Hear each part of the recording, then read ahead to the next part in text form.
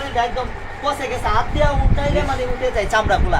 এত একটা মানুষের এরকম অবস্থা হইতে পারে, এটা কল্পনার বাইরে। যে মানুষ, আল্লাহ আল্লাহ তাআলা হেফাজত করুন। আমরা দোয়া করব সবাই, অন্ততপক্ষে ভিডিওটা যারা দেখছেন একটিবার শেয়ার করে দিন।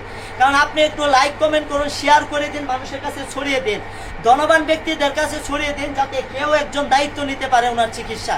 এরকম একজন ধনবান ব্যক্তি কেউ আছেন যে ওনার চিকিৎসার দায়িত্ব নিতে পারবেন। কারণ আপনার দুর্গন্ধ বের হয়ে গেছে, মানে দেখে সাইরা মনটার মধ্যে আপনার মানে বুকটা ফাইটিয়া, আপনার মানে বুকটা ফাইটিয়া পুরোটা বোরের ভিতরে মানুষের মধ্যে আপনার খান না চোখে খানি মানুষ, মানে এরকম কিভাবে হয়। আপনারা যদি মানে চোখকে দেখতেন তাইলে এখানে মধ্যে আপনারা মানে আর এটা করলেন না, মানে এমন অবস্থা হইলে আমরা মানে অবস্থা অত্যন্ত ভয়ানক। আমি জীবনে বহু কায়ুরম রুগীর কাজ করতে গেছি, এইরকম অবস্থা আমার জীবনে দেখছি না।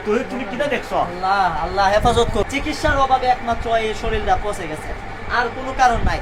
একমাত্র ওনার মানে চিকিৎসা একমাত্র প্রয়োজন। এখনো বেঁচে আছে আমরা চাই যে উনি সুস্থ হয়ে আমাদের মাঝে ফিরে আসবে, আমাদের মতো আবার আবার আবার সুস্থ হতে পারবে। ওনাকে ঢাকা নিয়ে দ্রুত চিকিৎসা করানো হবে।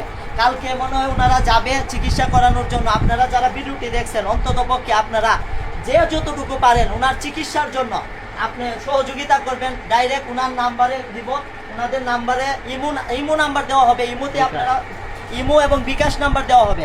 দুইটা নাম্বারে আপনারা ফোন দিয়ে ভিডিও কলে দেখেও আপনারা সহযোগিতা করতে পারবেন, আবার বিকাশ নাম্বারে আপনারা সহযোগিতা করতে পারবেন।